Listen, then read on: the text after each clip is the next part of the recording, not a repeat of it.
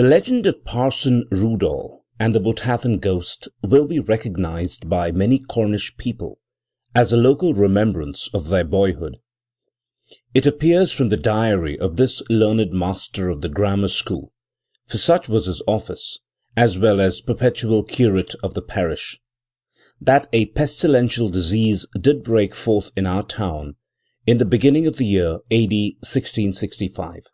Yea, and it likewise invaded my school, insomuch that therewithal certain of the chief scholars sickened and died.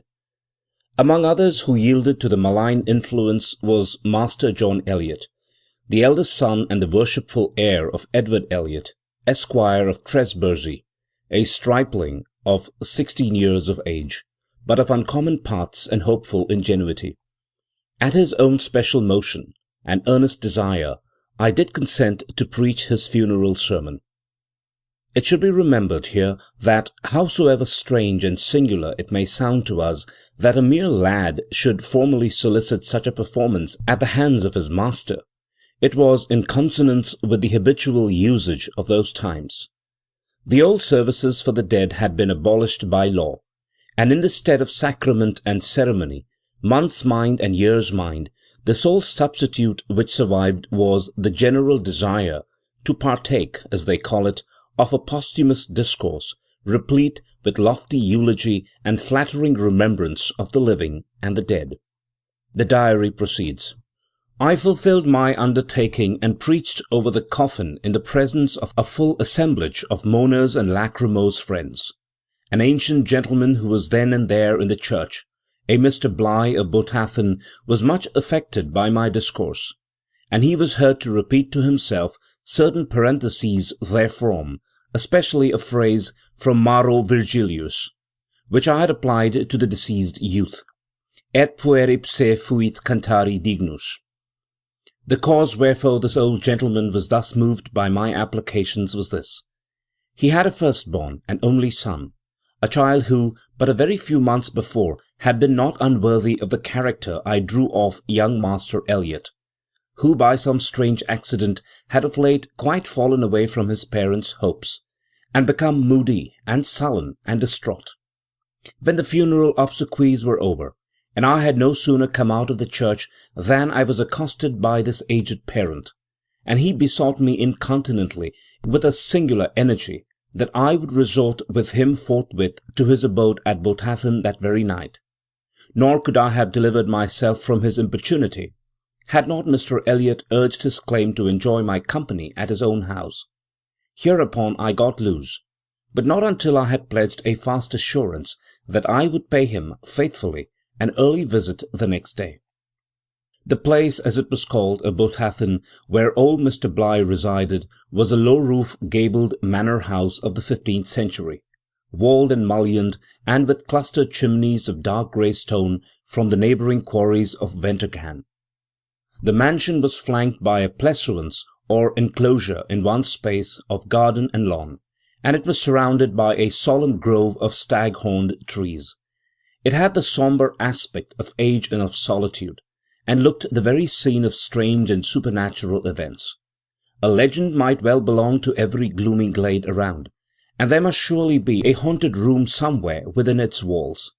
Hither, according to his appointment on the morrow, Parson Rudol betook himself. Another clergyman, as it appeared, had been invited to meet him, who, very soon after his arrival, proposed a walk together in the pleasaunce, on the pretext of showing him, as a stranger, the walks and trees, until the dinner bell should strike. There, with much prolixity, and with many a solemn pause, his brother minister proceeded to unfold the mystery. A singular infelicity, he declared, had befallen young Master Bligh, once the hopeful heir of his parents and the lands of Botathen, whereas he had been from childhood a blithe and merry boy. The gladness, like Isaac of old, of his father's age, he had suddenly of late become morose and silent, nay, even austere and stern, dwelling apart, always solemn, often in tears. The lad had at first repulsed all questions as to the origin of this great change, but of late he had yielded to the importunate researches of his parents, and had disclosed the secret cause.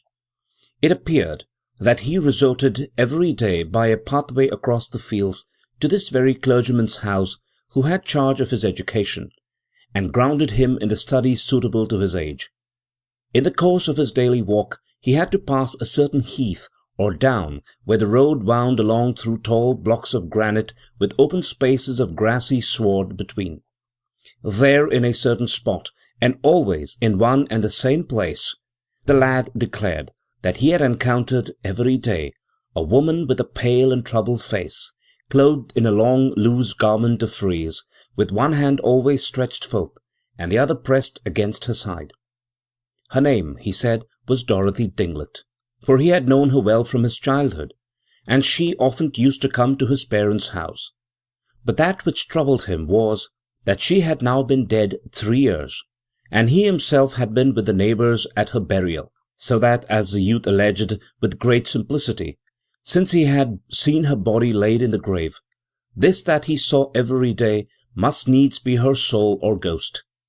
Questioned again and again, said the clergyman, he never contradicts himself, but he relates the same and the simple tale as a thing that cannot be gainsaid. Indeed, the lad's observance is keen and calm for a boy of his age. The hair of the appearance, saith he, is not like anything alive, but it is so soft and light that it seemeth to melt away while you look. But her eyes are set, and never blink, no, not when the sun shineth full upon her face. She maketh no steps, but seemeth to swim along the top of the grass, and her hand, which is stretched out alway, seemeth to point at something far away, out of sight. It is her continual coming, for she never faileth to meet him, and to pass on that hath quenched his spirits, and although he never seeth her by night, yet cannot he get his natural rest. Thus far the clergyman. Whereupon the dinner clock did sound, and we went into the house. And after dinner, when young Master Bligh had withdrawn with his tutor, under excuses of their books, the parents did forthwith beset me as to my thoughts about their son. Said I, warily, the case is strange, but by no means impossible. It is one that I will study, and fear not to handle, if the lad will be free with me, and fulfil all that I desire. The mother was overjoyed, but I perceived that old Mr. Bligh turned pale, and was downcast with some thought which, however, he did not express. Then they bade that Master Bligh should be called to meet me in the pleasaunce forthwith. The boy came, and he rehearsed to me his tale with an open countenance, and withal a modesty of speech. Verily he seemed ingenui vultus puer ingenuique pudoris. Then I signified to him my purpose. To-morrow, said I, we will go together to the place, and if, as I doubt not, the woman shall appear, it will be for me to proceed according to knowledge and by rules laid down in my books. The unaltered scenery of the legend still survives, and, like the field of the 40 footsteps in another history, the place is still visited by those who take interest in the supernatural tales of old. The pathway leads along a moorland waste, where large masses of rock stand up here and there from the grassy turf, and clumps of heath and gorse weave their tapestry of golden-purple garniture on every side. Amidst all these, and winding along between the rocks, is the natural footway worn by the scant, rare tread of the village traveller. Just midway, a somewhat larger stretch than usual of green sod expands, which is skirted by the path, and which is still identified as the legendary haunt of the phantom by the name of Parson Rudol's ghost. But we must draw the record of the first interview between the minister and Dorothy from his own words. We met, thus he writes, in pleasaunce very early, and before any others in the house were awake, and together the lad and myself proceeded towards the field. The youth was quite composed, and carried his Bible under his arm, from whence he read to me verses which he said he had lately picked out, to have always in his mind. These were Job 7, verse 14. Thou scarest me with dreams, and terrifiest me through visions. And Deuteronomy 28, verse 67.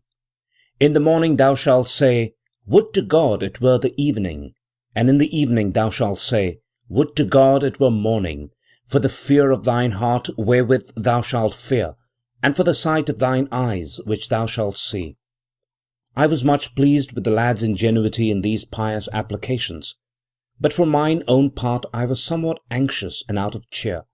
For aught I knew, this might be a demon meridianum, the most stubborn spirit to govern and guide that any man can meet, and the most perilous withal. We had hardly reached the accustomed spot when we both saw her at once gliding towards us. Punctually, as the ancient writers describe the motion of their lemurs, which swoon along the ground, neither marking the sand nor bending the herbage, the aspect of the woman was exactly that which had been related by the lad. There was the pale and stony face, the strange and misty hair, the eyes firm and fixed, that gazed, yet not on us, but something that they saw far, far away, one hand and arm stretched out, and the other grasping the girdle of her waist. She floated along the field like a sail upon a stream, and glided past the spot where we stood pausingly.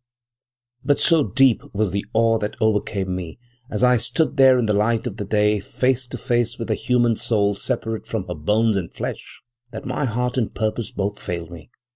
I had resolved to speak to the spectre in the appointed form of words, but I did not. I stood like one amazed and speechless, until she had passed clean out of sight. One thing remarkable came to pass. A spaniel dog, the favourite of young Master Bligh, had followed us, and lo, when the woman drew nigh, the poor creature began to yell and bark piteously, and ran backward and away like a thing dismayed and appalled. We returned to the house, and after I had said all that I could to pacify the lad and to soothe the aged people, I took my leave for that time, with a promise that when I had fulfilled a certain business elsewhere, which I then alleged, I would return and take orders to assuage these disturbances and their cause. January 7th, 1665. At my own house I find by my books what is expedient to be done, and then agape Sathanas. January 9, 1665. This day I took leave of my wife and family, under pretext of engagements elsewhere, and made my secret journey to our diocesan city, wherein the good and venerable bishop then abode. January 10. Deogratias, in safe arrival at Exeter, craved and obtained immediate audience of his lordship, pleading it was for counsel and admonition on a weighty and pressing cause. Called to the presence, made obeisance, and then by command stated my case, the Botathen perplexity, which I moved with strong and earnest instances and solemn asseverations of that which I had myself seen and heard. Demanded by his lordship what was that succour that I might come to entreat at his hands? Replied, license for my exorcism, so that I might ministerially allay the spiritual visitant, and thus render to the living and the dead release from this surprise. But, said our bishop, on what authority do you allege that I am entrusted with faculty to do so? Our church, as is well known, hath abjured certain branches of her ancient power on grounds of perversion and abuse. Nay, my lord, I humbly answered, under favour the 72nd of the canons ratified and enjoined on us the clergy, Anno Domini 1604, doth expressly provide that no minister, unless he hath the license of his diocesan bishop, shall essay to exorcise a spirit, evil or good. Therefore it was, I did here mildly allege, that I did not presume to enter on such a work without lawful privilege under your lordship's hand and seal. Thereupon did our wise and learned bishop, sitting in his chair, condescend upon the theme at some length with some gracious interpretations from ancient writers and from Holy Scripture, and I did humbly rejoin and reply, till the upshot was that he did call in his secretary and command him to draw the aforesaid faculty forthwith and without further delay, assigning him a form insomuch that the matter was incontinently done. And after I had dispersed into the secretary's hands certain moneys for signatory purposes, as the manner of such officers hath always been, the bishop did himself affix a signature under the sigillum of his see, and deliver the document into my hands. When I knelt down to receive his benediction, he softly said, "Let it be secret, Mr. R. Weak brethren, weak brethren."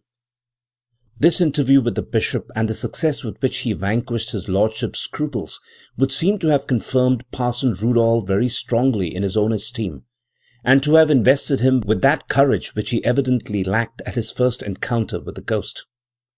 The entries proceed.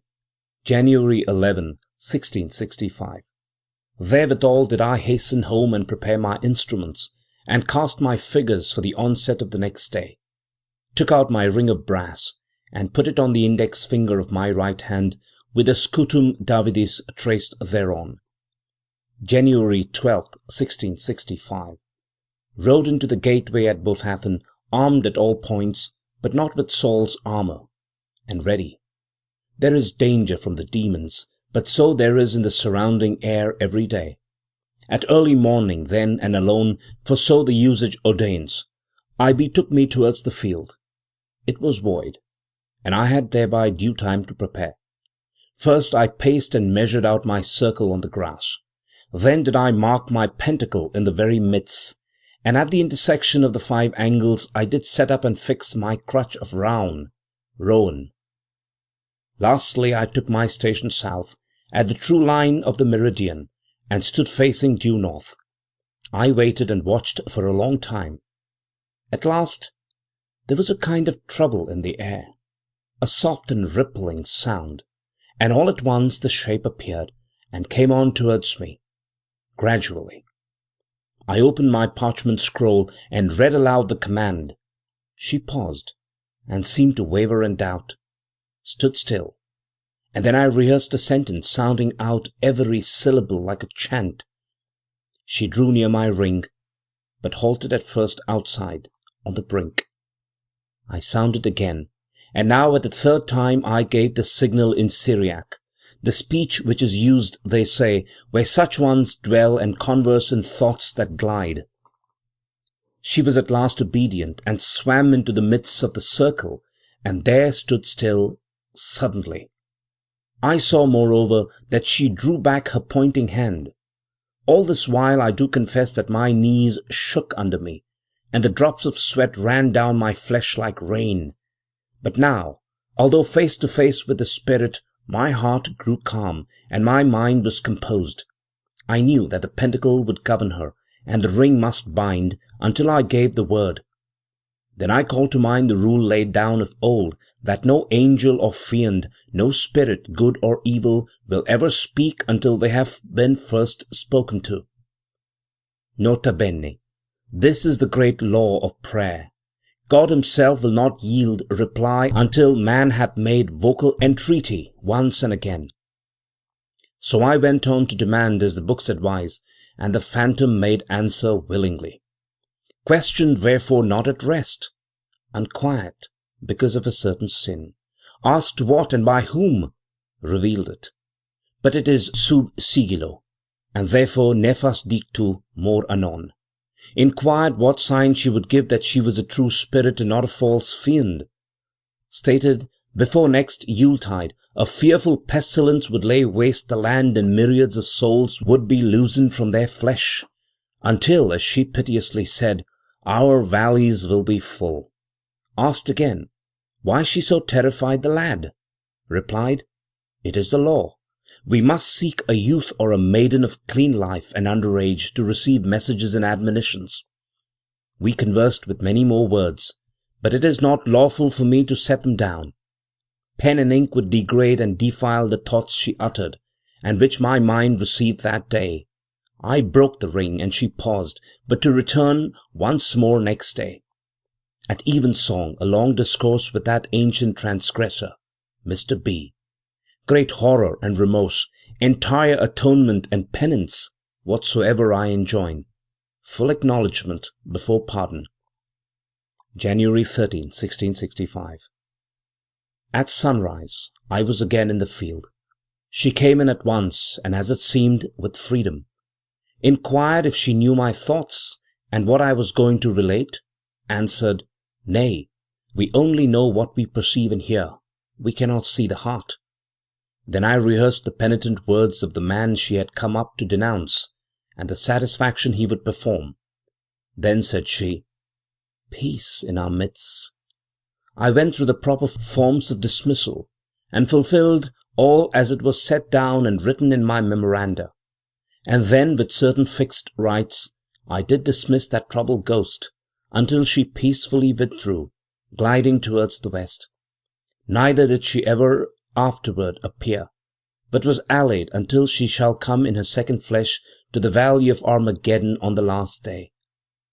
These quaint and curious details from the diurnal of a simple-hearted clergyman of the 17th century appear to betoken his personal persuasion of the truth of what he saw and said, although the statements are strongly tinged with what some may term the superstition, and others the excessive belief of those times.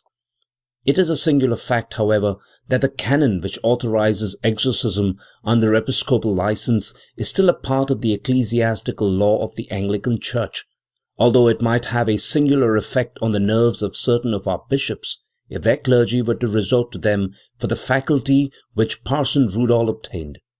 The general facts stated in his diary are to this day matters of belief in that neighborhood, and it has been always accounted a strong proof of the veracity of the parson and the ghost, that the plague, fatal to so many thousands, did break out in London at the close of that very year.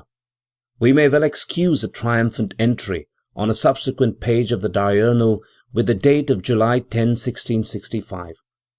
How sorely must the infidels and heretics of this generation be dismayed when they know that this black death, which is now swallowing its thousands in the streets of the great city, was foretold 6 months agone, under the exorcisms of a country minister by a visible and suppliant ghost. And what pleasures and improvements to such deny themselves who scorn and avoid all opportunity of intercourse with souls separate, and the spirits, glad and sorrowful, which inhabit the unseen world. End of The Botathen Ghost,